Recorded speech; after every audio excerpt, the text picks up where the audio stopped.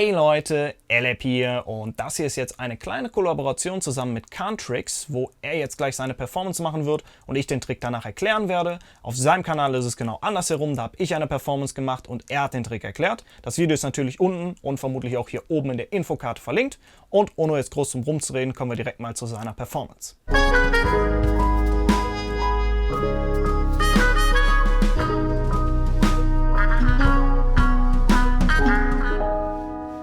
For my next trick. Nein, natürlich nicht. Für die, die mich kennen, heute gibt es das erste deutsche Video auf dem Kanal von Elep.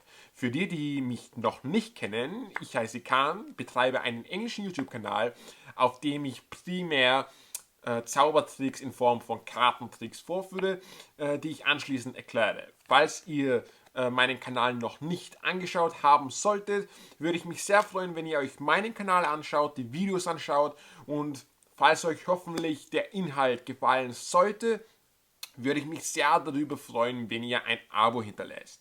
Mehr über mich gibt es nicht zu erzählen. Ich freue mich hier auf dem Kanal von Elep sein zu dürfen und bin bereit, euch einen sehr coolen visuellen Kartentrick vorzuführen, den Elep anschließend erklären wird. Aber jetzt wollen wir starten.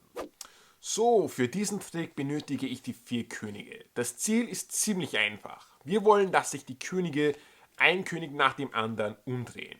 Das Einzige, was wir dafür machen müssen, ist ein kleiner Druck auf die Karte und schon hat sich ein König umgedreht. Für den weiteren König müssen wir einfach noch einmal hier rauf drücken und schon hat sich der zweite König umgedreht. 2 Könige müssen wir noch umdrehen. Ihr wisst schon, drücken und der dritte König hat sich umgedreht. Für den letzten König ist es etwas schwieriger, deshalb müssen wir natürlich auch etwas doller in die Mitte drücken und hoffentlich hat sich auch der vierte König umgedreht. Und das war's auch schon. Vielleicht noch ein kleiner Hinweis. Wenn ihr die Könige nicht mögt oder irgendeinen anderen Grund dafür habt, könnt ihr auch komplett verschiedene Karten benutzen. Und diesmal war es auch wirklich, nun kommt die Erklärung von Elep. Das war die Performance von Cantrix, der ist natürlich unten in der Videobeschreibung noch gleich in der Endcard verlinkt. Er macht Videos in einem ähnlichen Stil, aber ausschließlich auf Englisch. Für diesen Trick benötigt ihr insgesamt 8 Karten und es ist eigentlich nur eine Tricktechnik, die ihr können müsst, nämlich den Ascanio Spread. Und das Setup wäre wie folgt. Ihr habt jeweils 4 Könige oder ihr sucht euch einen anderen Vierling raus, ganz egal. Und sortiert diese so, dass ihr 2 Könige oben und 2 Könige unten jeweils Face-Up habt. Und in der Mitte sind 4 willkürliche Karten, die dann in dem Fall Face-Down sind, wenn ihr das Packet so herumhaltet. Der Ascanio Spread wurde von Don Arturo de Ascanio y Navas erfunden, welcher von 1929 bis 1997 lebte. Er war ein spanischer Magier, der einige sehr bekannte Routinen und unter anderem auch den Ascanio Spread erfand. Für den Ascanio Spread, den könnt ihr eigentlich benutzen, um eine beliebige Anzahl von Karten in der Mitte eines Packets zu verdecken, aber trotzdem alle Karten, die ihr zeigen möchtet, zu zeigen. Das ist nämlich der Ascanio Spread oder für die Kamera so, weil ich passe ihn nämlich immer an das Publikum an, deswegen sieht er jetzt auf dem Kamerawinkel etwas komisch aus. Ja, das wäre also der Ascanio Spread, mit dem ihr in dem Fall jetzt 4 Karten zeigt und insgesamt 4 Karten in der Mitte verdeckt. Ihr beginnt mit dem Packet hier im Biddle Grip. Sollten euch die Fachbegriffe der Hände gerade nicht sagen, schaut euch das Video an, da ist alles zu den Handgriffen ganz ausführlich erklärt. Also Biddle Grip in der rechten Hand und ihr zieht jetzt mit dem linken Daumen die oberste Karte ganz leicht zur Seite weg. Da braucht ihr ein bisschen Übung, weil ihr nicht die unteren Karten hier mitziehen dürft. Ja, also wirklich nur mit ganz leichtem Druck diese Karte zur Seite wegziehen und diese bewegt ihr dann auch leicht nach unten. Also die gesamte linke Hand bewegt ihr leicht nach unten und im gleichen Zug die rechte Hand leicht nach oben. Ungefähr so, dass ihr hier die Hälfte jeweils erreicht, also sowohl die horizontale als auch die vertikale Hälfte der Karte. Sobald ihr das habt, ist eure linke Hand mit dem Mittelfinger hier an der perfekten Stelle, um sich hier diese Karte zu greifen. Ja, also ihr greift einfach von hinten mit dem Mittelfinger hier leicht zu und zieht die in dem Fall unterste Karte des Packets mit dem Mittelfinger ab. Also, Karten sind abgeglichen, linker Daumen zieht, Packet geht sowohl nach links als auch nach unten und das rechte hier geht nach oben. Der Mittelfinger greift hier von hinten zu und ihr zieht die Karte von hinten weg und bringt diese auch leicht nach oben. Und wenn ihr das jetzt habt, bringt ihr eure rechte Hand nach unten, etwas weiter als diese Karte hier ist. Also ihr gleicht hier nicht die kurzen Kanten miteinander ab, sondern bringt die Hand leicht nach unten und greift jetzt mit eurem kleinen Finger die ebenfalls unterste Karte dieses rechten Packets und bringt die Hände leicht auseinander. Achtet aber dabei darauf, dass die Ecke dieses Packets hier mit dem Kreuz König weiterhin unten drunter bleibt, weil ihr ansonsten gleich Probleme beim Einsammeln habt und ihr gegebenenfalls dann die Reihenfolge der Karten ändert, was ihr nicht wollt, weil dann zeigt ihr bei einem weiteren Ascanio Spread andere Karten, weil sich die Karten dann verändern, die Reihenfolge. Ja, also achtet darauf, dass das hier nicht passiert, dass ihr nicht diese Karte hier zu weit zur Seite rauszieht, beziehungsweise das Packet, das sind ja dann 5 Karten.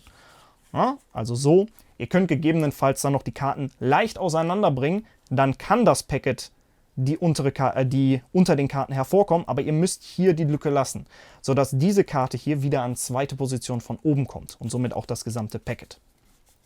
Ja, also noch einmal ganz langsam durchgegangen, Mittelfinger, Daumen greifen, linker Daumen zieht ganz leicht die oberste Karte ab, das Packet geht nach schräg links unten, dieses Packet nach leicht oben, Mittelfinger greift von hinten an die Karte, zieht diese leicht links oben weg, rechte Hand geht nach unten, der linke kleine Finger schnappt sich die unterste Karte des rechten Packets hier und ihr bringt dieses Packet leicht nach oben, sodass ihr also diese Karten hier so zeigt. Ein kleiner Tipp, den ich dabei auch für euch habe, ist, wenn dieses Packet hier, wie in dem Fall jetzt, etwas größer ist, weil ihr hier jetzt 5 Karten haltet, winkelt die Hände leicht zum Zuschauer an. Das ist das, was ich gerade ganz am Anfang meinte, weil ich das sozusagen für einen anderen Winkel gelernt habe. Deswegen sah es auf dieser Kameraperspektive jetzt komisch aus. Ja, also winkelt die Hände zum Zuschauer hin an, sodass also die Dicke dieses Packets nicht auffällt, weil der Zuschauer dann hier frontal drauf schaut. Also versucht nicht irgendwie die Kanten dieses Packets hier zu zeigen. Wenn ihr jetzt die Grundsätze des Ascanio Spreads könnt und diesen Trick erlernen möchtet, beginnt ihr mit dem Packet in dem gerade gezeigten Setup. 2 Könige Face-Up oben, 2 unten und 4 willkürliche Karten in der Mitte des Packets. Und ein kleiner Zusatz, solltet ihr jetzt gleich komplett clean aus dem Trick herausgehen wollen, legt euch euer restliches Deck vor euch ab. Warum ihr das braucht, dazu komme ich jetzt gleich. Ja, also dieses Setup hier macht ganz am Anfang einen normalen Ascanio Spread, um dem Zuschauer die 4 Könige zu zeigen. Und bringt die Karten dann ganz normal zusammen, begradigt die Kanten und legt den obersten König einfach nach ganz unten. Macht jetzt irgendwelche magischen Bewegungen. Kahn hat ja zum Beispiel das mit dem leichten Drücken auf dem Packet gemacht. Die weiteren Bewegungen lasse ich jetzt im weiteren Verlauf raus. Macht dann einen Ascanio Spread und zeigt sozusagen die erste Face-Down-Karte, dass sich der erste König umgedreht hat. Nehmt dann den zweiten König, legt diesen unten hin. Wieder eure magischen Bewegungen, wie auch immer ihr die machen möchtet. Ein Ascanio Spread und zeigt, dass sich jetzt der zweite König umgedreht hat. Dann nehmt ihr die oberste Karte, legt diese nach unten. Weitere magische Bewegung. Und der dritte König hat sich umgedreht. Und die letzte Karte, beziehungsweise zweite Face-Down-Karte nach unten. Und alle Könige haben sich umgedreht.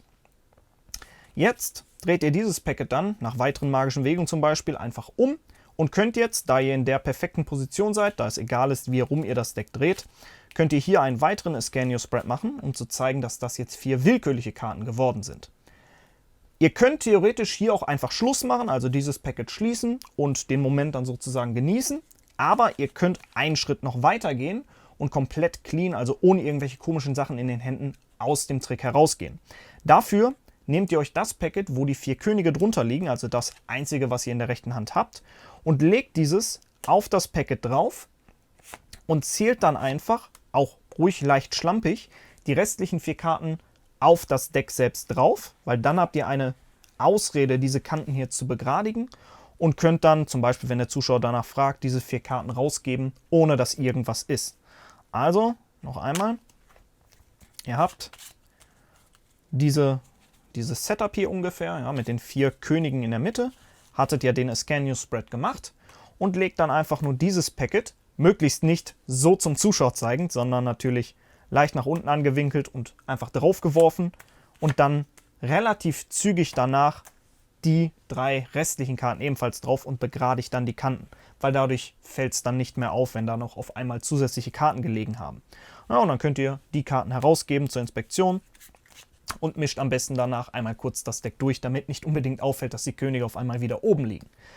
Und ja, das wäre es soweit zu diesem Trick von Khan. Ein an sich echt cooler Trick, nicht allzu schwer und nur auf diese eine Tricktechnik bezogen, aber für Anfänger auf jeden Fall ein echt cooler Trick und bei Laienpublikum bringt er auch sehr gute Reaktion. Und ja, probiert ihn einfach mal aus. Checkt natürlich den Kanal von Khan ab, der ist natürlich unten in der Videobeschreibung verlinkt, wie gerade schon gesagt.